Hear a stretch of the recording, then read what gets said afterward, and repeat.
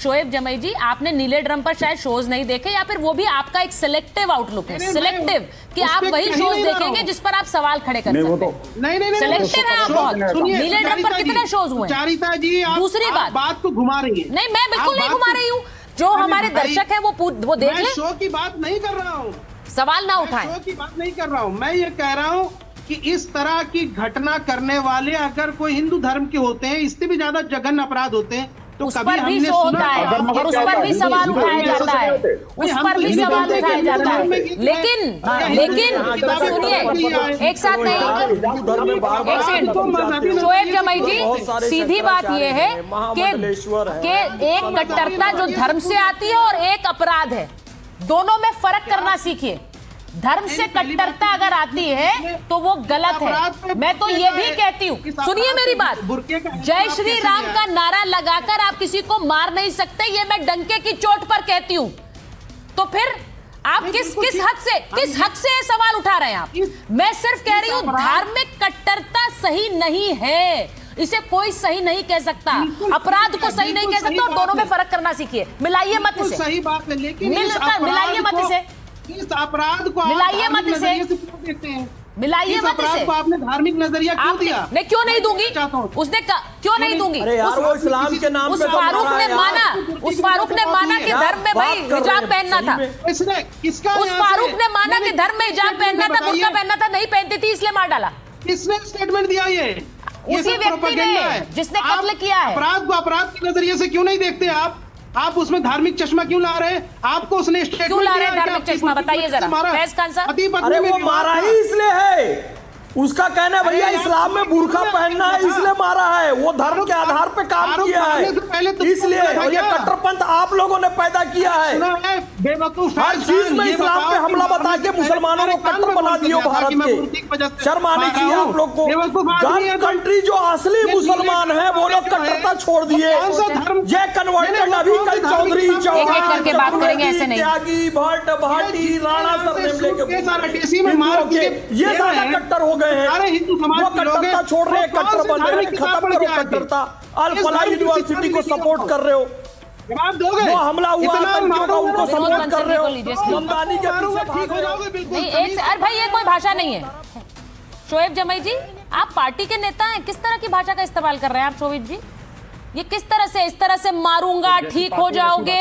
भाई ओवैसी साहब सुन रहे हैं आपकी ये भाषा? उसके बियॉन्ड कैसे चलेंगे मुझे नहीं पता है, लेकिन ओवैसी साहब तो बहुत शालीनता से बात करते हैं। इस तरह की भाषा तो मैंने उन्हें कभी इस्तेमाल करते नहीं देखा है। आप कैसे बोल रहे हैं? ये किस तरह की भाषा है? मारूंगा पटक के, ये क्या है? ये मेरे को बंदूक दिखा रहा था। बहुत गलत भाषा का इस्तेमाल कर रहा है, और मुझे नहीं लगता है कि ओवैसी साहब आपकी इस भाषा को अप्रूव करेंगे। टीवी के बदतमीजी करेंगे ये क्या? नहीं, कोई बदतमीजी नहीं कर रहा है, वो कोई बदतमीजी नहीं कर रहा है यहाँ पर, और मैं शो में अलाउ भी नहीं करती हूँ बदतमीजी करना। हमने किसी अपनी बात रखिए, ऐसे किसी को व्यक्तिगत रूप से आप ऐसे मारने की बात नहीं कर सकते। मैंने मुद्दे की बात की, मुद्दे की बात करिए, तो आप क्यों पर्सनल हो रहे हैं? क्यों पर्सनल अटैक कर रहे हैं? I will not allow this, और मैं किसी को भी नहीं अलाउ करती हूँ, आपको भी नहीं। इसीलिए कह रही हूँ ओवैसी साहब आपकी भाषा सुन रहे होंगे। मैं विनोद बंसल जी के पास जा रही हूँ, विनोद बंसल जी और राशिद जी को लीजिए। नहीं बर्दाश्त करेगा हाँ, तो पर्सनल नहीं करेगा कोई भी, समझिए आप। विनोद बंसल जी और राशिद जी, आप लोग विंडोज काट सकते हैं दोनों को साथ में प्लीज। की बात की मैं एक बार विनोद जी आपसे पूछ रही हूँ। पर्सनल नहीं होंगे? नहीं, तो पर्सनल कोई नहीं हो सकता है शो में, डिरेल मत करिए। विनोद जी जरा बताइए, मैं इनका सीधा कहना है कि धर्म के आधार पर एक ही चश्मा क्यों? मुझे नहीं लगता है, मैं ये चश्मा कभी भी नहीं लगाऊंगी, ना किसी को लगाने दूंगी। देखिए, कोई भी धर्म हो उसमें मैं तो ये भी कहूंगी कि भाई अगर घूंघट उठाया तो क्या गलत किया? आज की महिला को घूंघट और पर्दे से आगे बढ़ना पड़ेगा। ये हिंदू मुस्लिम की बात थोड़ी है। एकदम। देखिए, दो बातें बड़ी महत्वपूर्ण है, थोड़ा आपको भी करेक्ट कर देता हूं कि जो कट्टरता की बात करते हैं तो मजहबी कट्टरता की बात करिए, धार्मिक कट्टरता नहीं होती। जहां धर्म है वहां पर अधर्म नहीं हो सकता, वहां कट्टरता नहीं हो सकती। मैं उसको धर्म मानता ही नहीं जो कट्टरता फैलाता हो, वो कोई मजहबी मानसिकता ही है जो कट्टरता फैलाती है। एक बात। दूसरी बात ये कि जो लोग बार बार जो ये कह रहे हैं कि हम निंदा करते हैं, और हत्या की तो निंदा कर रहे हैं, लेकिन ये उस मानसिकता की निंदा नहीं कर रहे कि किस प्रकार से भारत की बेटियों को स्वाधीनता के 75वें साल में भी अभी भी काले बोरे में कैद किया जा रहा है। आखिरकार काले बोरे के अंदर कैद कब तक रह मेरी बेटियां? मेरे भारत की बेटियों को जो डॉक्टर बन गई, आप सोचिए, एक डॉक्टर बन गई और एक मुख्यमंत्री से मिलने जा रही है, और हिजाब में पूरा मुंह बंद करके चेहरा बंद करके जा रही है। आप मुझे बताइए, डॉक्टर से कोई इलाज कराना पसंद करेगा क्या? मैं चैलेंज करता हूँ, टीवी चैनल के डिबेट में कहता हूँ कि आखिरकार अगर कोई भी मुस्लिम महिला हिजाब लगा करके अगर मेरा इलाज करेगी तो तुरंत उसका बहिष्कार करूंगा। नहीं भाई, ये उनकी मर्जी है। करना चाहिए। एक सेकंड विनोद जी, नो विनोद जी, ये उनकी मर्जी है। आप अपनी मर्जी नहीं थोप सकते किसी पर। नहीं विनोद जी, आप अपनी मर्जी नहीं थोप सकते। आप डिबेट नहीं, मेरी बात सुनिए, आप मेरी बात सुनिए। वो उनकी मर्जी है, वो हिजाब पहने ना पहने। यहाँ जबरदस्ती की बात हो रही है। नहीं तो आप मत कराइए इलाज। नहीं आप मत कराइएगा इलाज, लेकिन ये उनकी मर्जी है, वो पहने या ना पहने। मेरा सीधा कहना ये है। और दूसरी बात ये की बात नहीं है, देखिए पहनना उनकी मर्जी है, लेकिन मैं कहता हूँ देखिए एक राज्य का मुखिया है, वो अगर अपनी बेटी से बात करता है तो कैसे बात करेगा भाई? उसमें ये हाइपर मचाने का जरूरत है। नहीं, अब आप सीधी बात कर रहे हैं। मेन बात, हाँ, तो अब देखिए, मैं कह रहा हूं, देखिए मैं कह रहा हूं सीधी बात है, इसी तरह की मानसिकता है जिसने कि उस अपनी पत्नी का और 2 बेटियों की हत्या के लिए उकसाया। ये जितने भी बैठे हैं ऐसी पहल के मेरी बहन, आप देखिए वकालत करती हैं। कर्नाटक में इन्होंने क्या किया? कोर्ट के अंदर मुकदमा किसने किया? एसजी पहल नहीं किया क्या? ये सारे के सारे लोग मिलकर के उसको जिहादियों को और वो जो बलात्कारियों को और बुर्काधारियों को, इन सबको भड़काने बरगलाने का और उनको प्रोटेक्शन देने का काम करते हैं। और यहाँ टीवी चैनल बैठ करके चुपी चुपी बातें करते हैं। ये तो हिजाब और बुर्का नहीं पहन के आए। क्यों भाई? आखिरकार ये जो अभी जो आग बबूला हो रहे थे, ये भड़काऊ भाईजान, मैं आपको एक बात बताती हूं। इनके बच्चे कहाँ पढ़ते हैं? ये मदरसे में नहीं जाते, मुझे पता है। ये खुद अपने सर से बंदे पड़े हुए हैं, लेकिन चूंकि पार्टी किसको वकालत कर रहे हैं इसलिए उनको मैं धार्मिक कट्टरता की बात क्यों कहती हूँ, एक बात बताती हूँ आपको। बिहार के सुनिए बिहार के मुख्यमंत्री नीतीश कुमार ने जब हिजाब हटाया, मैं कह रही हूँ बहुत सी मुस्लिम महिलाओं ने आकर ये बात कही कि एक पिता तुल्य उन्होंने चेहरा दिखाने के लिए कहा कि आप चेहरा दिखाइए, ये तो गर्व की बात है, आप डॉक्टर बन रहे हैं, आप चेहरा दिखाइए, आप चेहरा मत छुपाइए।